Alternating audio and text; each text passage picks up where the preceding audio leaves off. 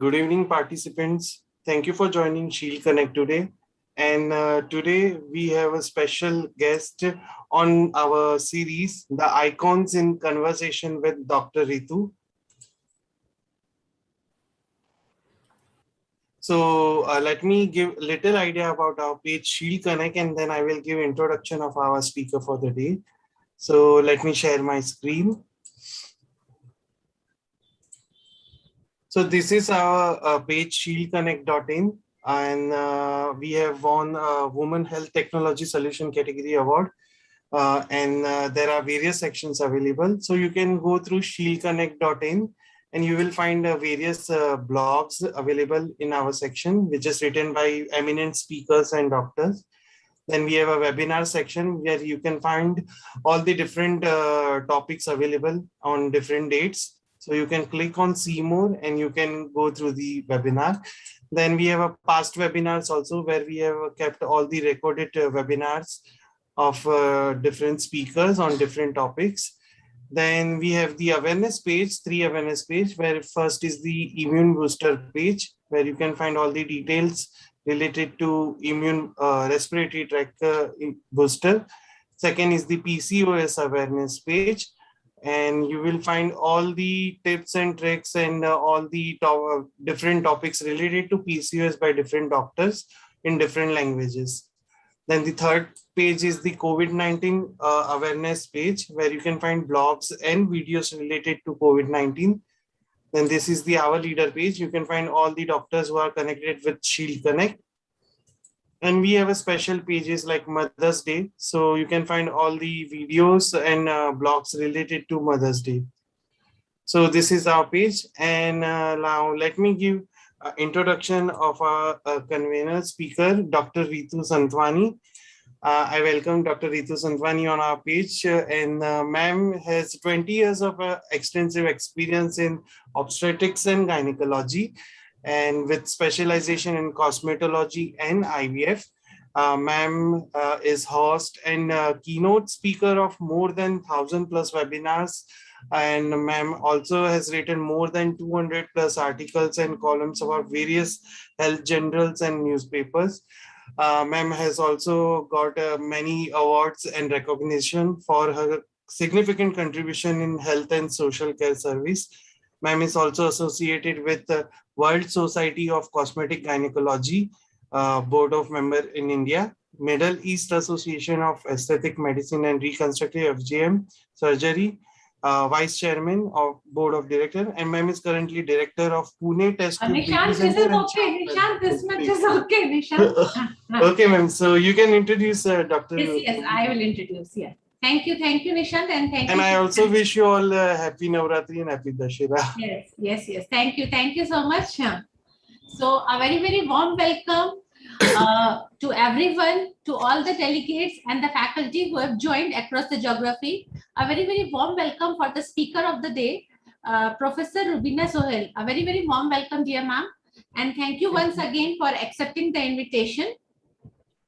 Madam is Professor of OBGYN at SIMS Lahore, Pakistan, champion of sexual and reproductive health and rights, immediate past president of SAFOG. Ma'am has served on FIGO Committee on SHHR, currently chair of FIGO Committee on Violence Against Women, widely published including International Journal of Obstetrics and Gynecology, the Lancet and Bulletin of the American College of Surgeons. Ma'am has authored so many chapters and books. The publications include the books on implementing sexual and reproductive rights in the South Asia, skills and protocols in obs and gynae, work with the development partners for improvement of maternal and neonatal health and rights, including the contraception. The ma'am has been awarded for the Young Gynecologist Award by FOG in 1995 and FRCOG by RCOG in 2019 for her work to improve the maternal and neonatal health in the region. So a very warm welcome to you, dear ma'am. So please stop sharing. Yeah.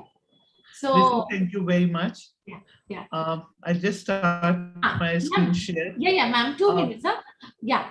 So friends, as all of you are aware, I initiated this series, The Icons in Conversations with Dr. Ritu.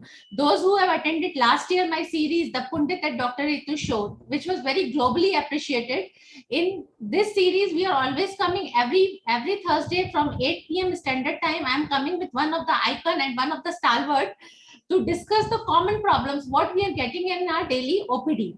So because I believe in the funda that knowledge doesn't confined to the one country. Knowledge is the torch which illuminates the whole world.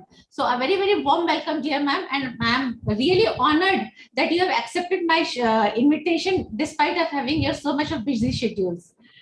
A very warm welcome to you, ma'am. Over to you, ma'am. Thank you very much, Ritu. I'm so grateful that you invited me and I have this opportunity to interact with your audience. The topic that we chose this time is, as I was talking to you, that it is a rather different topic in the sense that we are faced in a world where we have got a high incidence of maternal mortality. And we all are aware of the fact that when in our region women become pregnant, one never thinks about complications. And when a woman becomes pregnant in any household, including ours, we are all congratulating, we are celebrating, and we are all ready to have a baby, which is the best looking baby in the world, preferably a boy, and we are all ready to celebrate. But seldom do the couples and seldom do we all sit down to reflect on what is the incidence of complications in pregnancy. And if you look at the incidence of complications in pregnancy, the complication incidence is as high as 40%. And 40% is a huge figure. But fortunately, only 15% of the complications which happen during pregnancy are life-threatening, and most of the complications are not life-threatening. But if you look at it, this 15% is also a big figure. And if you look at it, there are more and more medical complications with pregnancy happening, which we are watching in our everyday clinic. This is the maternal mortality ratio of Pakistan, according to the recent survey, which was carried around 2 years back. It's huge, and you see very little improvement. India has done much better, and their maternal mortality ratio is improving. But even then, if we look at India, Sri Lanka, Bangladesh, Nepal, the South Asian region as a whole, except Sri Lanka, probably each one of us needs to do more and more work regarding reduction of maternal mortality. We are all aware that the most common causes of maternal mortality in our women are PPH and hypertensive disorders like eclampsia and complications of eclampsia. And hemorrhage forms the major component. About 35% of women can actually die because of hemorrhage. Why am I talking about this? I'm talking about this because SDG 3, for which we are all committed and we are all signatories to the UN developmental goals. And if you look at it, by 2030, we have to ensure the health and well-being of our women. We have a commitment to end epidemics. We have a commitment for universal health coverage. And we have a commitment to access to safe and effective medicines and vaccines. So for only one goal, a lot of commitments for every country. And if we just look at one commitment, and that is the reduction of maternal mortality, we will realize that how important role obstetricians are going to play only in this one field. So by 2030, the maternal mortality target for all the countries is to reduce their maternal mortality by 2/3. So no country, even the ones who are left behind, should not have a maternal mortality of more than 140 by the year 2030. This is a huge goal by any standards, and the countries are doing all that they can to come up to the expectations of the world and try to do things. So countries are working on the 3 delays, countries are working on management of PPH, countries are working on, they have got different strategies, some out of the box and some routine strategies, but everybody around the world, especially the low middle income countries, are chipping in to produce the best result by 2030. Now, the question is, what is the objective of my today's talk? So I just want to highlight to all of you and the audience that reduction of maternal morbidity and mortality as an obstetrician is extremely important for all of us. And those 15% with life-threatening complications, we need to save them. And one of the interventions that we need to save these women is the subject of my talk today, and that is setting up of obstetrical critical care units as a life-saving intervention for our women. Now, we all know that obstetrical patients or our patients are actually extremely important group of patients. And why do I say that they're extremely important group of patients? Because these women are young, these women are healthy, these women are undergoing a process which we like to call a physiological state for the women. But this physiological state of pregnancy, it results in sometimes unmasking or worsening of underlying comorbidities. Obesity is an issue of our region, especially Pakistan, and now even in India and other countries, obesity is becoming an issue. So there are many issues like this: hypertension, anemia. All these issues or the underlying comorbidities come to the forefront when these young, seemingly healthy women become pregnant. And some of the complications can be so extreme that these complications actually require intensive monitoring and intensive care management in a critical care setting. And if I ask you the question, does the critical care setting exist? My answer to you, I will keep that answer for the end, but I want all of you to think about it. Now, then, why do we need these obstetrical care units? We need these for women who have got an established dysfunction. They need referral. So most of the times when women who are pregnant, they develop a complication or an organ dysfunction, they are referred to central hospitals, they are referred to tertiary care hospitals, district care hospitals, where most of the times ICU beds are available. But ICU beds are not for our obstetrical patients. ICU beds are there for all kinds of patients. So with the result that the obstetrical beds are there for, ICU beds are there for all kinds of patients, many a times our women do not find beds available for them. And sometimes because of lack of availability of beds, these women are likely to die. So they travel large distances, they reach the tertiary care hospitals, but they are not able to be saved. So our obstetrical care unit presence in the labor ward of the central hospitals is actually a solution to this problem of saving the lives of the women. I just want to share a little bit of the data with you. Now, if you look at the developed countries, the ICU admission of an obstetrical patient in a developed country is about 2 to 4 per 1,000 deliveries. But it is around 3 to 4 times more for developing countries, 3 to 4 times more for low middle income countries. And we have maternal death due to critical illnesses about the order of up to 25% in the developing countries. So if we look at that, this maternal death, about 25% in the developing countries, it's a huge figure. And most of these women are actually women who have had an episode of PPH or women who were hypertensive disorders. So we really need to think, what can we do to help our women? So UK came up with a solution, and the UK Department of Health and Social Care, they recommended this term of obstetrical critical care unit. So what is it actually that we are talking about? And most of us who are used to working in ICUs and shifting our patient to ICUs, because when we shift our patient to an ICU, most of the time the obstetrician feels that their responsibility is done with. And because our responsibility is done with, so the ICU team has to do something. I think that it is time that obstetricians take more and more active role, and they take the responsibility of managing their pregnant women on their own in a multidisciplinary fashion, but on their own in the labor care units that are available. So what is an obstetrical critical care unit? It is basically a specialized management facility which is there for the critical ill obstetrical patients, in which interdisciplinary approach is available and the clinical variables of the patient are looked into, and appropriate maternal fetal care is provided to them as a whole. But the focus is our fetal-maternal unit, and that is why these obstetrical critical care units are very important for her. While I was going through the data, I was actually looking at a couple of publications, and the International Journal of Obstetrics and Gynecology has laid out the blueprint to establish a 4-bedded obstetrical critical care facility in the labor ward of a central hospital beautifully. And I think that this is a must go through document for most of us. And I'm going to try to share many of the things that have been mentioned over there. So when we talk about critical care obstetrical care levels, we are actually dividing it into around 3. And the first one is that the patient has a potential life-threatening complication. Level 2 is when the patient requires invasive monitoring and she has an organ dysfunction, but still does not need mechanical ventilation. This is level 2, and this is where generally our critical care unit comes into play.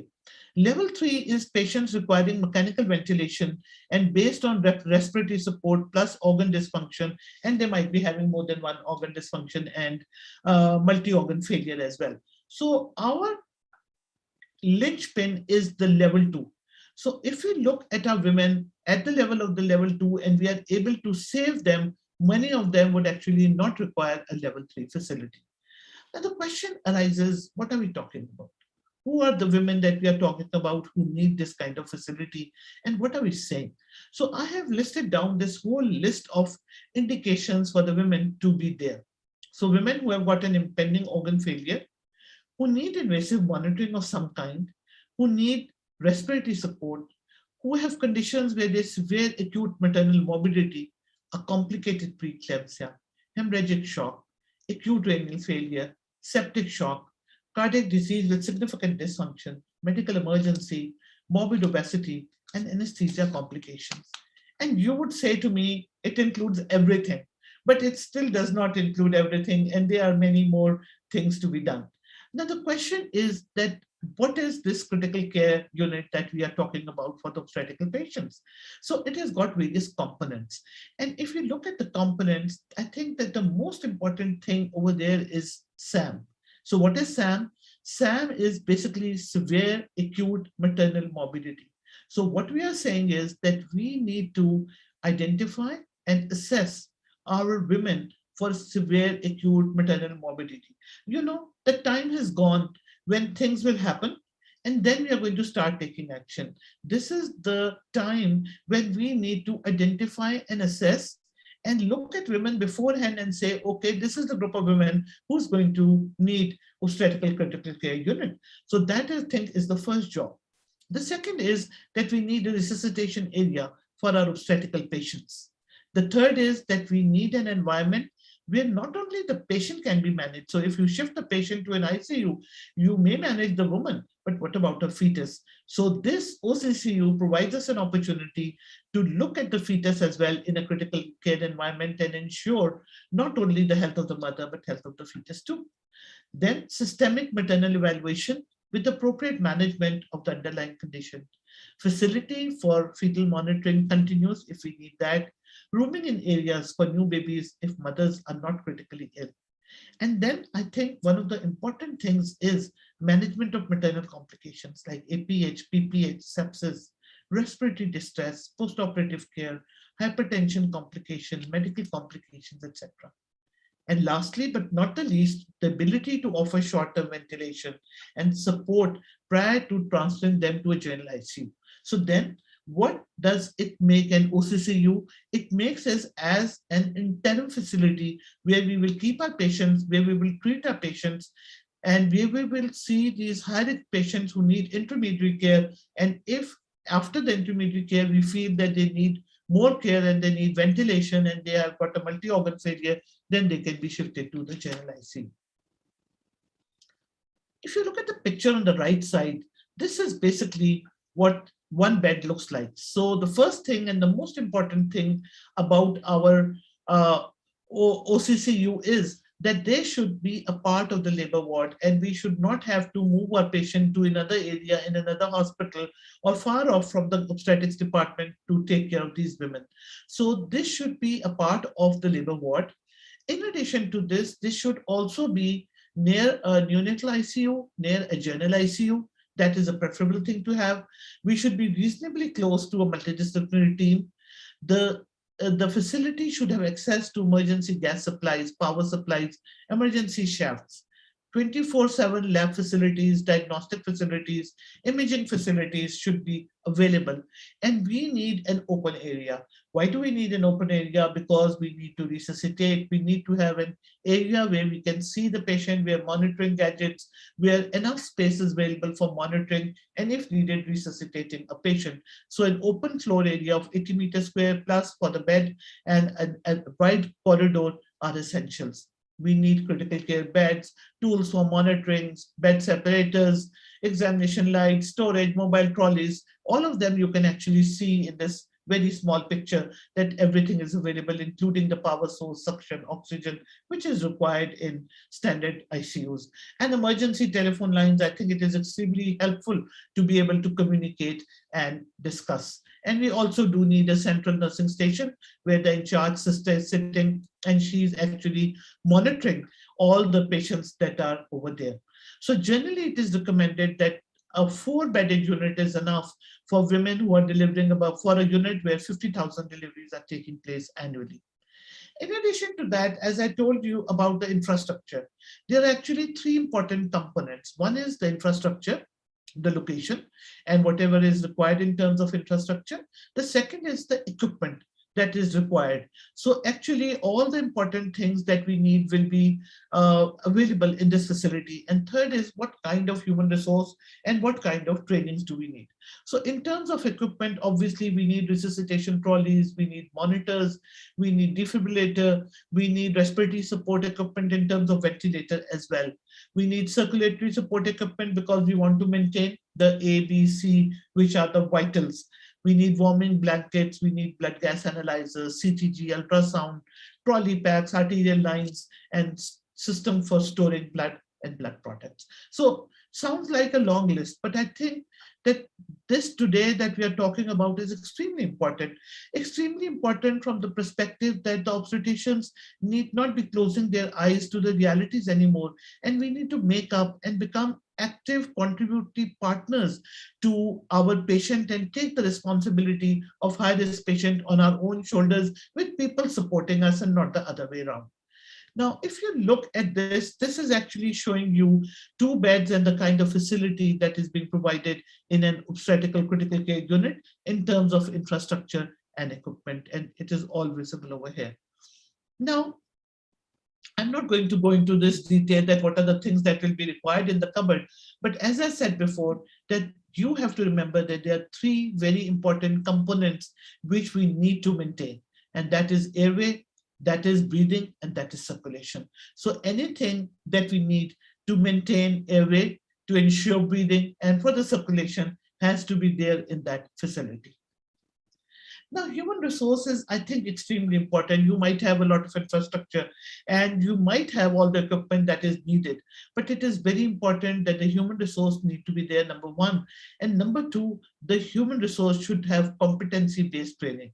So we need medical staff in terms of OBG and anesthesia, but both of them experts in the area of high-risk obstetrics. We need nurses who are professionally trained to take care of these patients, physiotherapists, nutritionists, a psychologist, because it's extremely depressing to be a critically ill patient, and we need an occupational therapist. So this is the kind of staff, in addition to the janitors and the support people that we are going to need, but these are the experts that we need to maintain a good obstetrical critical care facility, in addition to the coordinating team of general physicians that we will need who will contribute to saving these mothers' lives. Now, what are the doctors working in the CCU supposed to be doing? So to me, they are supposed to be doing a lot of work because they are going to be resuscitating patients, they are going to be referring patients to next level facility, they will be managing the patients, evaluating them, they will be in contact with the on-call consultant, they will be in contact with the multidisciplinary team, they'll be treating, and they will also be performing administrative duties. By all means, it's a huge burden on the doctors who are working over here. The nurses and midwives are actually playing an equally important role, and they are basically a very, very important constituent of the team, and it is high time that we need to bring up our nurses and midwives to more and more equitable places in terms of efficiency, in terms of acknowledgement of the work that they're doing. So they are there to provide that compassionate and holistic care. They are going to interpret the vital data. They are going to be communicating not only with the doctors, but also very importantly with the family members, and providing healthcare education to the patient in terms of care that she needs to be taking, how she needs to be taking care of herself and her pregnancy. So in the curricula of the obstetrical critical care unit, 5 definitive safety interventions have been made an important part. So number 1 is that there has to be a focus on improvement of communication. we have to develop a culture of safety. And recently, the Patient Safety Day actually had just passed. So a culture of safety is going to save the lives of these women. We have to develop the competencies of the medical group. We have to continue to use simulations, ongoing trainings, the use of emergency drills. I think they have to be a part and parcel of the obstetrical critical care unit, and then the facility for fetal monitoring needs to be there as a part of the safety intervention. So this is also one of my recommended books, the chapter to read at least, which are the basic principles and practice of obstetrical high dependency and critical care. So just a couple of things from here, and this is from Glaume basically. So what is the role of data? What is the role of various people, and how do we conduct day-to-day care in an obstetrical critical care unit? So there's the morning shift, the evening shift, and the night shift. We all know that. So if I say these things and outline them to you, many of you will say, isn't this what we do as a routine in our labor rooms? So this is actually what we are supposed to do in our labor rooms. So prior to the consultant morning round, the vital signs have to be taken, the blood samples have to be sent, the handing over of doctor to doctor and nurse to nurse has to be done, and the systemic reevaluation has to be done by the morning shift doctor before the round of the consultant. At the time of the consultant round, if all the homework has been done, then the clinical information is presented, it is discussed, and then after discussion, the new management plan has to be discussed and decided, and any referrals or any multidisciplinary approach that has to be followed needs to be taken care of. Then again in the afternoon for the consultant round, all the clinical information has to be updated, the treatment strategy has to be reevaluated, we have to assess the new patients who have been admitted and formulate management plan for the night shift. And to me, the night shift is the most critical time of the 24 hours, because that is the time, though the team is fresh, but that is the time where lapses might happen. Especially, I think in our region, it is very important that that time we should be the maximum alert, and we should ensure that our systems are working very efficiently in the night time, in the after hour care. So the nursing handover, the doctor's handover, the new referrals which have come to us, new admission discussion, and the orders to be given by the consultant staff are the day-to-day care points that take place whenever we are running this facility. So I'm not at the end of the presentation, so there's still 3 or 4 more slides to go. But just to summarize what we have discussed till now, 15% risk of life-threatening complications in pregnancy. To meet the SDG 3, we have to work on reduction of maternal mortality, and obstetrical critical care unit is the need of the day in low middle income countries to save the lives of the women. And I'm not saying that this is the only strategy, but this is a very important strategy to deal with those 15% at risk of life-threatening complication women. It needs infrastructure, it needs space, it needs equipment and human resource. But even despite the fact that they're all there, it may not be successful. So what more is required?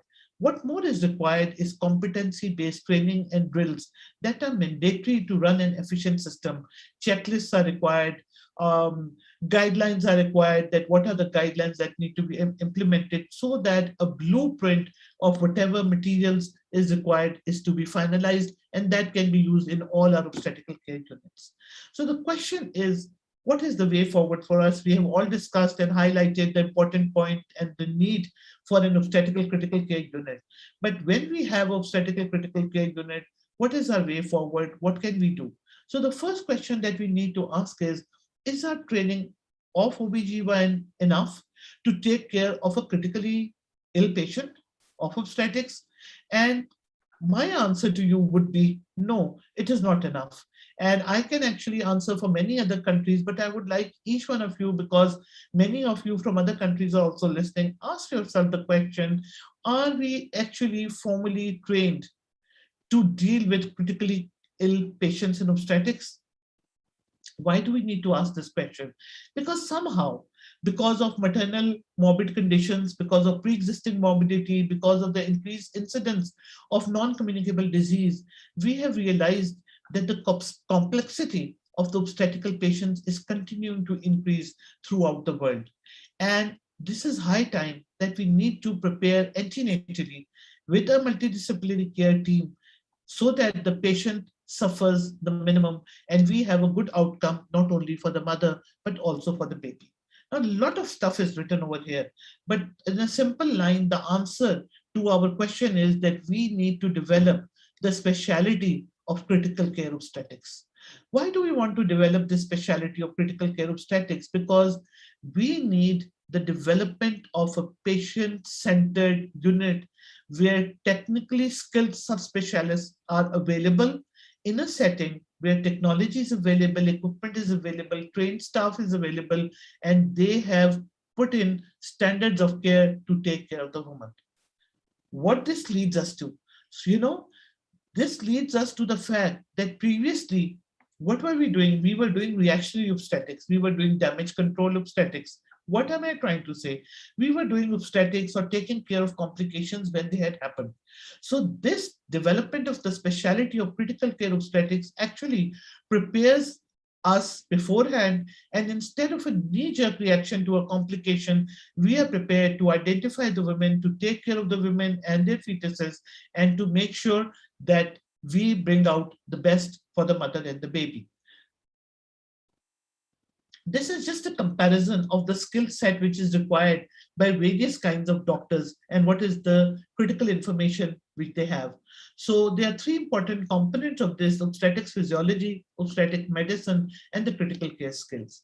So if you look at the anesthetist and compare them to the obstetrician, to an intensivist, and to an obstetric physician, if you look at it, anesthetist is very well aware of the obstetrical physiology and the critical care skills, but obstetric medicine is not their domain. An obstetrician with obstetric physiology and some bit of obstetric medicine, but critical care skills is not their domain. If you compare this to an intensivist, they know a little bit about the physiology, a lot about the critical care skills, but nothing about obstetric medicine. And if you look at this new combination that we have coined, that is an obstetrical physician actually knows quite a lot about obstetric physiology, everything about obstetric medicine, and they also have critical care skills. So what we need are obstetric physicians. I think I will end over here. And I'm open to questions, and thank you very much once again, Ritu, for putting me and inviting me over here and giving me this opportunity to talk about something which is very important and close to my heart, and that is saving the lives of the women that we have. Thank you. Thank you so much, ma'am, for a very crisp lecture. Thank you so much. Such elaborative, and you have completed all in the time also. Thank you so much, ma'am. So friends, if there are any questions, we can take here. We have the opportunity to have a madam with us. You can check on the YouTube also, Dr. Nishan. So Ritu, I'll be waiting for questions. I can ask you a question.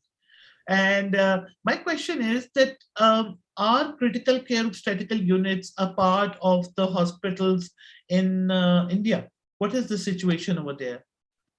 Sorry, ma'am, I'm not getting you. I wanted to ask you, so I will talk first about Pakistan.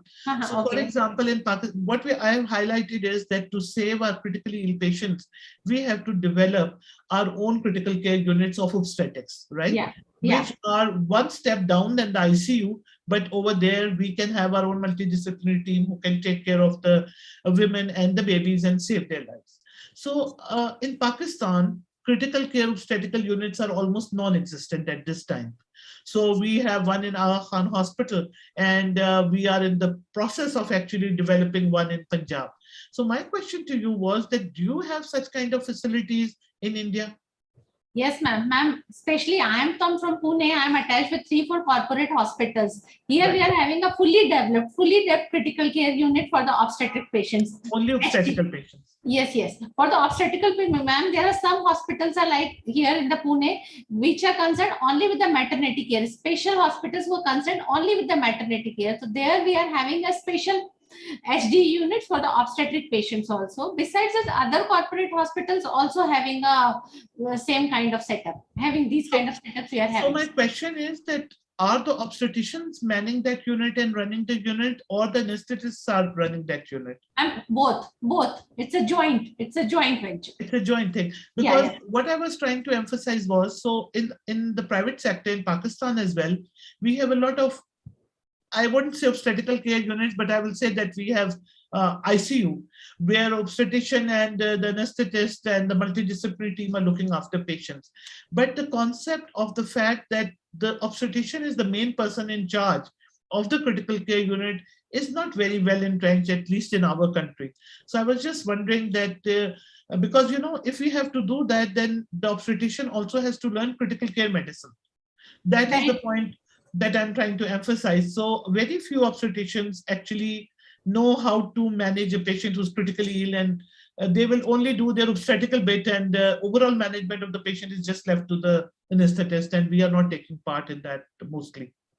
Yes, agreed, ma'am. Here also the hospitals which are having these units, they are specially dedicated 3-4 critical care consultants also, physicians also, anesthetists also, obstetricians also, those who are managing only these critical care patients. Yeah. So totally. So we have to join hands, and we have to encourage our junior colleagues that they have to train themselves in critical care obstetrics, so that this increasing incidence of complications during pregnancy can be taken care of in a more effective fashion. You are managing hypertension, and all of a sudden you see that the physician came for the round, and he said, okay, do you diurese the patient? And for an obstetrician, diuresing a woman with preeclampsia is a no-no. So that is why we need our own people to be knowing the exact physiology of this pregnant woman and dealing with the woman from the point of view of critical care services. So I think that this is very important, that we need to highlight to the younger generation that they have to become our partners, and they have to take hold of the patient themselves and use the anesthetist and intensivist as a support person for them, not follow their lead. Very true, ma'am. Very good take-home point also this is. Ma'am, similarly, the GDM patient, sometimes the juniors call us, ma'am, patient has come in the labor. Now the sugar is coming too high. What to do? How much insulin I will increase? So better always to do a poly practice. We always take an opinion of the endocrinologist, physician also. When the patient is in the labor also, of course, take an opinion. Yeah. So I will share something with you. So I'm an examiner as well, obviously. So sometimes when you're examining the students, or you are talking to the trainees, many trainees over here, when you talk to them about gestational diabetes, they will, when we are talking about the management of a gestational diabetic woman, they will say, I will use the multidisciplinary approach, and I'll ask the physician what to do. So whatever the physician tells me, I'll do just that. But when you're sitting in an examination situation, and when you are sitting in an actual clinic situation, you need to know how to manage a diabetic patient. So true that you need to be in a polyclinic and you can seek help. But if in our clinic, gestational diabetes is on the rise in India and Pakistan as well. So if you have 25% of your obstetrical patients presenting with GDM, you cannot go on referring your 25% patient to the physician or endocrinologist and say, okay, you go to the endocrinologist and we don't know how to manage a gestational diabetes. So the basic management has to be done by the obstetrician. And in difficult cases, in cases where the woman is not responding to your treatment, it would be a very good idea to take help from colleagues from the endocrine department. But just starting off with the fact that we don't know actually how to start insulin. So how do you start insulin? That has to be an obstetrician's perspective. And I sometimes feel that physicians take more time to control diseases like diabetes than would an obstetrician. So obstetricians build up the dose of insulin rather regularly and get a better control in a shorter period of time, because our women are generally sedentary, they are eating the wrong things. So helping them with controlling their diet to a healthy diet and increasing the physical activity is helpful. There's a question, I think. Yeah. Thank you so much, ma'am. I'm totally agreed with you. Yes, the basic treatment, of course, we are going to start. Ma'am, we have received some questions. I will take. Ma'am, we have first received from Dr. Vijay Chauhan. He is very happy from this session. So he's congratulating us. So thank you, Dr. Vijay, for joining us. Ma'am, there is one question from Dr. Nishan. What would be your recommendations on diet and fluid intake in the cases of preeclampsia patient? Okay, so thank you very much for this question. And I think that the most important thing is when I think about preeclampsia, I'm thinking about women who are not aware about the type of food that they need to be taking in pregnancy, the kind of nutrition that they're taking in pregnancy, and the weight gain. Because it has been seen that preeclampsia is associated actually with rapid weight gain. So sometimes the triggering factor is the kind of food that we are taking. And once the woman develops preeclampsia, I think that the most important thing is to redefine the diet into a healthy eating habit. As such, there are no defined diets that a preeclamptic woman should take, but I would say that shifting from foods that contain a lot of carbs and fats into healthy foods, not taking extra salt, which is a usual recommendation for any patient with hypertension, and also maintaining now because she's already developed preeclampsia, so the amount of physical activity, obviously the amount of activity that she was able to do beforehand would not be possible now, but maintaining a moderate activity. Limitations on liquids, I think there is no limitation on the intake of fluids at the level of preeclampsia. At eclampsia, obviously the situation changes, and then we have to look at it from a different perspective. Thank you. Thank you so much, ma'am. Ma'am, your opinion regarding this prophylactic supplementation of magnesium in these patients? I would favor it. Okay. I would favor the use of prophylactic magnesium. Okay. Yes. Okay. Calcium is also recommended. Yeah. So yes, Yes, ma'am. Magnesium and calcium. Lot of studies have also come for giving the profile. Ma'am, these days now some company persons, because every day we are getting so many persons are coming to meet us. Yesterday only the one person met me that madam, the zinc is also having a lot of role. So I haven't put the time from the yesterday to read that the zinc in the role of the preeclampsia.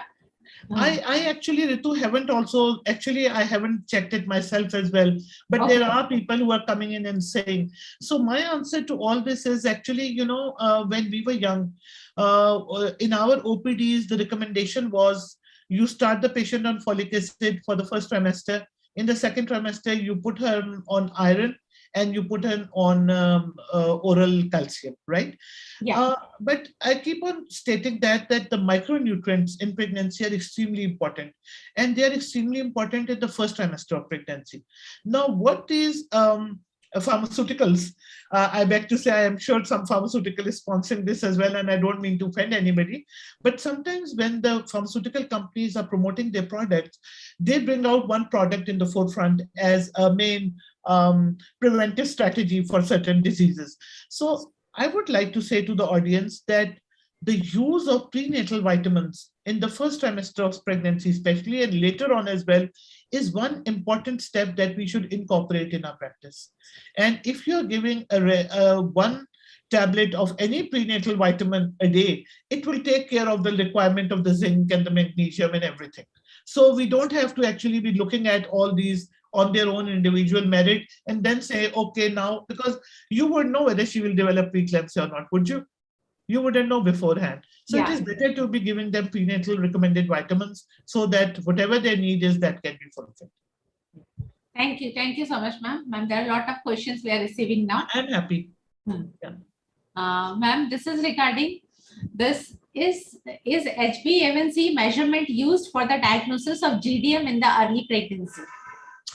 That's a very interesting question. Yeah. So the thing is that if you are not, my idea for diagnosing gestational diabetes would be to do oral glucose tolerance test, 75 grams. That would be my idea of diagnosing diabetes.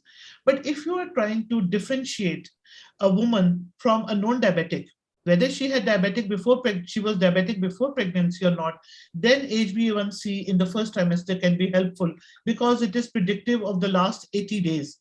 So if the woman had a high HbA1c at that point in time, it means that she was probably diabetic before she became pregnant. That can help you have an approach to look at the systemic evaluation of the woman, because if she had diabetes before, we need to look at her kidneys, at a multiple system, and the fundoscopy can also be done.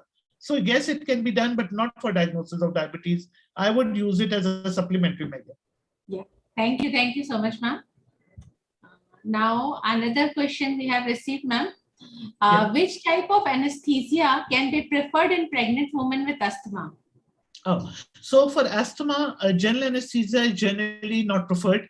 So a regional anesthesia would be better. It could be spinal, it could be epidural, because the drugs that we are using for general anesthesia might be precipitating the situation. So for asthma, regional blocks are better. Thank you, ma'am. Ma'am, Dr. Shikha has joined all the way with us from Agra. Yeah, Dr. Shikha is writing the fluid management, blood and component ratio guidelines in acute blood loss via atomic ppH. An absolutely essential question. And I don't know how can I justify this question appropriately or not. I think there are two things. One regarding ppH. ppH is an issue of the South Asian region as well. So our women are predisposed to it because we are anemic. The tone of the uterus is poor, multiparity, less birth spacing. So we are prone to develop ppH. Now, nowadays, I know for sure that in India, in certain places, it is being used. The bundle approach for ppH management is considered to be the best management for managing these patients. In the first bundle, basically what is requested, in ppH, if I have to say something, I will say early detection of ppH is actually the solution to the problem. Why do I say early detection of ppH? So visual assessment of blood loss becomes very important. So as soon as we deliver a woman, we have to see that what is the amount of blood loss. So what I normally do in my practice is that when I deliver a woman, if I feel that her blood loss is more than normal, I ask my assistant uterine massage, uterotonics, and transamine. And I start stitching the episiotomy. I'm just going to give you an example how it starts. If by the end of the episiotomy, which hardly takes 5 minutes, if by the end of that time the woman is still bleeding, it means that we need to do the second refractory bundle. So the refractory bundle is basically either intrauterine balloon tamponade or some other compression sutures or shifting by anti-shock garment. So immediate measures to be taken. If you diagnose ppH early, most of the time, the fluid replacement that needs to be done is not significant. And sometimes a fluid replacement by a neutral solution like a Hartmann solution, only about 500 to 700 ml would be enough to compensate for the volume lost. That is the general principle in early bleeding. Now the question arises, and the question becomes difficult when we come to the exact ratios, that how do we decide what is the amount of fluid that needs to be replaced when the woman has got massive ppH. So I can just give you a brief guideline because it needs a detailed answer. The first thing is that whenever we are managing a patient and we know her preoperative hemoglobin, so for example, where I work, my anesthetist colleagues calculate allowable blood loss. So if you know for your patient and you have calculated the allowable blood loss, if the woman is bleeding within the allowable blood loss range, it is not much to worry, and you just have to maintain the IV line and replace the fluid that has been lost. If the woman goes beyond the allowable blood loss, it means that that has to be replaced, and that has to be replaced by crystalloids and by blood or fresh frozen plasma. So normally, instead of giving a lot of fluid, it is better to give blood and give the fluids only as a maintenance dose, because the huge amount of fluid, if you push it in, it is not going to be a lot of help. So my idea of replacing the fluid is, number one, looking at the allowable blood loss. Going beyond the allowable blood loss, you depend more on blood and less on the crystalloids. But it is generally, I'm not sure exactly what is the ratio right now, but I think that the ratio is about 70-30. So more of blood and less of the crystalloid solutions. Yeah. Thank you so much, ma'am, for such an elaborate answer. Ma'am, there are some doctors have joined from the Saudi Arabia. Dr. Shaheen. Yeah, Dr. Shaheen has a comment that many times the pregnant lady had abnormal OGTT, but blood sugar profile will come normal without diet control. I think she's passed a comment only. Okay. Yeah, so we agree with this. The thing is that many times there are two things. One is that when OGTT comes abnormal, or we diagnose it as the blood sugar is more than 180 milligram per deciliter, we diagnose gestational diabetes, right? So many patients, when you counsel them regarding the fact that they have gestational diabetes, and start moderate activity and just talk to them a little bit about controlling their diet into healthy diet, and number two, the spacing out of the food. So some women are going to have their breakfast at 11:30, lunch at 2 o'clock, and dinner at 6 o'clock. So in 12 hours, they have had 3 meals. Obviously, the blood glucose will be disrupted. So just this much can be helpful to them because they become aware of the fact that whatever they're eating, the little physical activity they're doing is contributing to the increase in blood sugar. So actually many patients will be controlled only by counseling for diet and physical activity. And a small number will actually go beyond that to metformin and even a smaller number to insulin. Yeah, same thing she is. Yeah, thank you so much, ma'am. Ma'am, we are getting lot of compliments. Dr. Aziz has joined from all the way from Iraq, complimenting for the excellent session. You can also see, ma'am, lot of doctors are appreciating in the chat box. Ma'am, there is one more question we have received via YouTube. The program has gone live. So the question is, which therapy is effective in the case of the chronic renal disease leading to anemia in pregnant patients? I think I'm not the best person to answer this question, and this question would be best answered by a nephrologist. Yeah. So I will leave this question because I'm not an appropriate person to answer this. Ma'am, so many doctors are giving the compliments. Dr. Rubina Sohel, madam, thanks for giving your valuable time and sharing your experience and clinical knowledge from basics, UG, PG, and emergency clinic department. So, ma'am, a big salute to you. So many doctors, one more doctor. Yeah, Dr. Ritu, madam, thank you for arranging such webinars. So, thank you so much, ma'am. And thank you to all dear friends who have joined all across the geography. I'm able to see some of my friends have joined from Cairo, Iraq, Iran, Saudi, and of course from Pakistan also. Yeah. So this shows your popularity, Ritu. Ma'am. You have people all over the world joining over here, and I think this is a great blessings, ma'am. It is due to the all like stalwarts like you who are accepting the invitation in spite of having their busy schedule. No, I'm very happy to be a part of this because I also learn when I sit and talk to you, and these questions are very stimulating and they make you think of your practices and also of the fact now today when I go, I'll get hold of a nephrologist and ask him, what do you do about the renal situation with anemia? Very true, very true. So it is helpful to me as well. Same thing I was thinking. I was also called my nephrologist and asked. Ma'am, there is one more compliment from Dr. Dima Advan. Thanks a lot. She has joined all the way from Syria. Excellent. Thank you very much for joining. Ma'am, more compliments we are getting. Any questions, anything you would like? No questions, no, only the compliments. Everywhere I'm getting the compliments here and YouTube also. So, yes, ma'am. Ma'am, there is one question from Dr. Imran Khan. Ma'am, the question is that COVID-related pregnancy emergencies regarding first, second, and third trimester. Very, very prominent question of this. Oh, yes, it is. I think it is a very important topic that you have highlighted. Before I go on to the emergencies, I would just like to use your forum to say that all pregnant women need to be vaccinated against COVID. And there are a lot of misconceptions and there are a lot of rumors going on all around in the media and in the social circles, which does not allow the women to get vaccinated. And now all of the important colleges of obstetrics and gynecology actually have said that we need to get together and give out a joint statement saying that COVID vaccination is allowable, it is recommended, and more than 2 lakh pregnant women have been already vaccinated in the world, mostly in UK and USA, and they have no issues along because of the vaccination. So that is my number one thing. Number two thing is that if a woman develops COVID in the first, second, and third trimester, the most important thing to remember is that the pregnancy is at risk. As yet, we do not have enough information to say that exactly what are the things that are going to happen.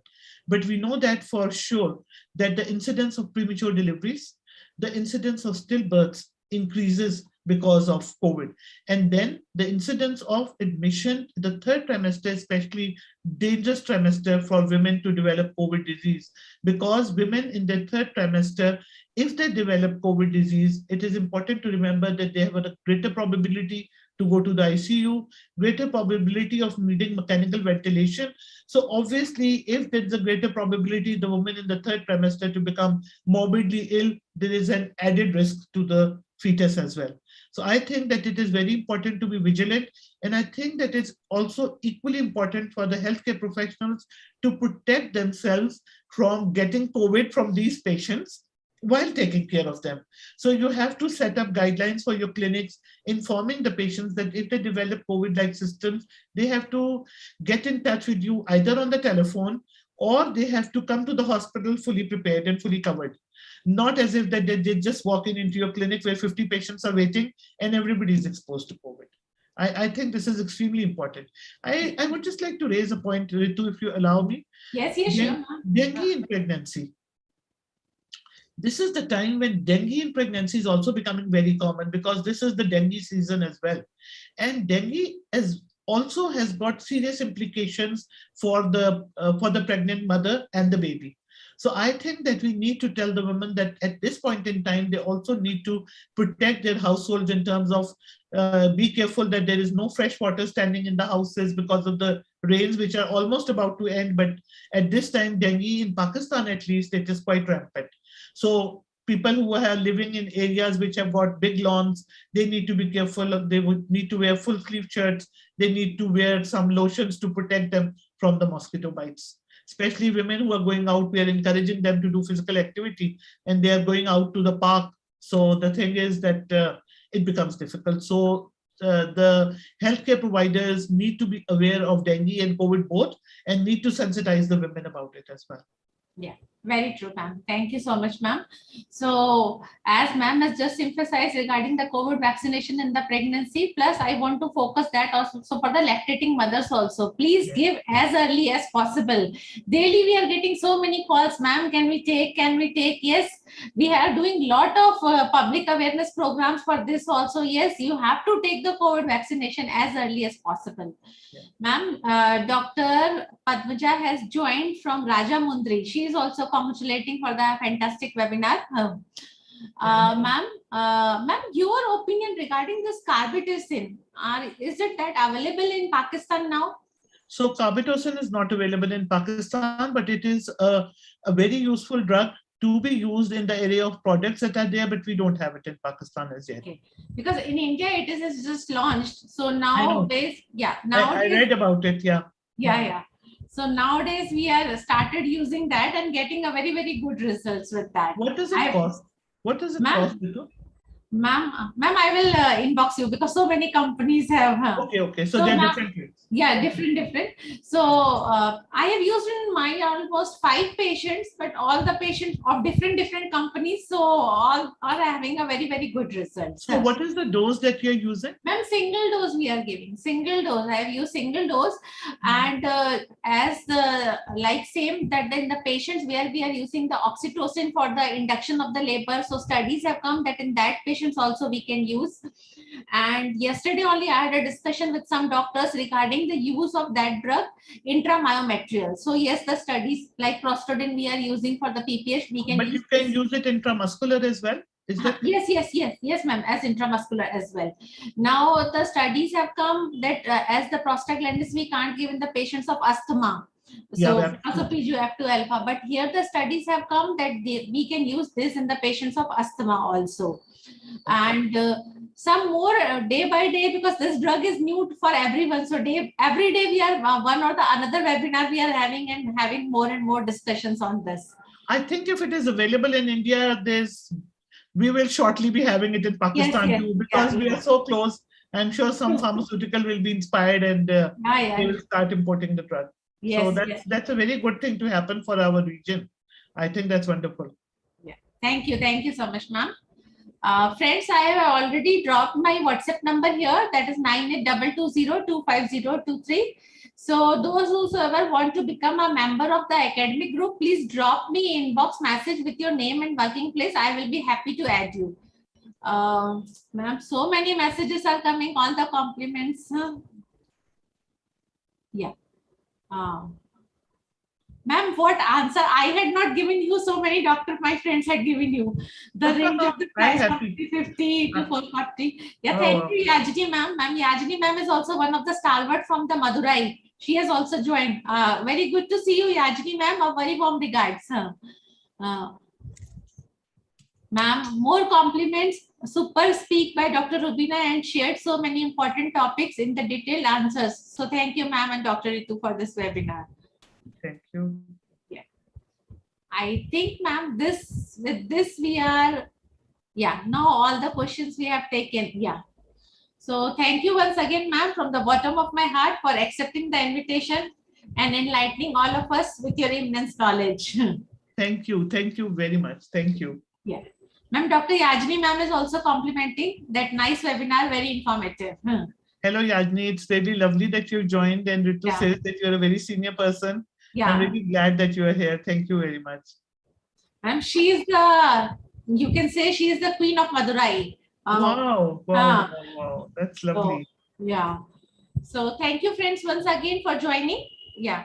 So with this, we wind up for today's session. And please drop me your name and number and your name and workplace on my WhatsApp number. Please do not drop here. It's not possible for me to add from here. I already posted my number there. So, and thanks to Shield Connect also for providing the platform. So friends, do join with us on every Thursday, 8 to 9 p.m. Next Thursday, we are having a dear friend, Dr. Evelina from Poland is joining with us. And on 28th, I am having Dr. Omaya from Jordan is joining with us. So over to you, Dr. Nishan. Thank you so much, ma'am, for giving this important webinar on our platform. We are glad to have international speakers on Shield Connect. Thank you so much, ma'am. Yeah. So good night to everyone. Thank you once again, ma'am. Ma'am, there are so more doctors are sending you roses to you. They all are very happy. Thank you very much. And I would love to do this once again whenever you want me. Sure, ma'am. Sure. I enjoyed myself as well. Thank you. Yeah. Thank you, ma'am. Thank you. Thank you, Dr. Rubina, ma'am. Thank you, Nishan. Great talking to you. Thank you very much. And goodbye. Bye. Bye. Good night. Good night. Good night. Good night. And happy Dashera to everyone. Yes. It's a festival of flowers, is it? Ma'am, Festival of Light. Festival of Light. Yeah. Diwali. Yeah. It's a Dashera, ma'am. After that, Diwali will come. From Dashera, we will start the celebration. Okay. I hope to meet you sometime soon in person, and I want a hug from you. I want a hug from you too. Would love to do that. Thank you very much. Okay, dear ma'am. Okay, ma'am. Bye-bye.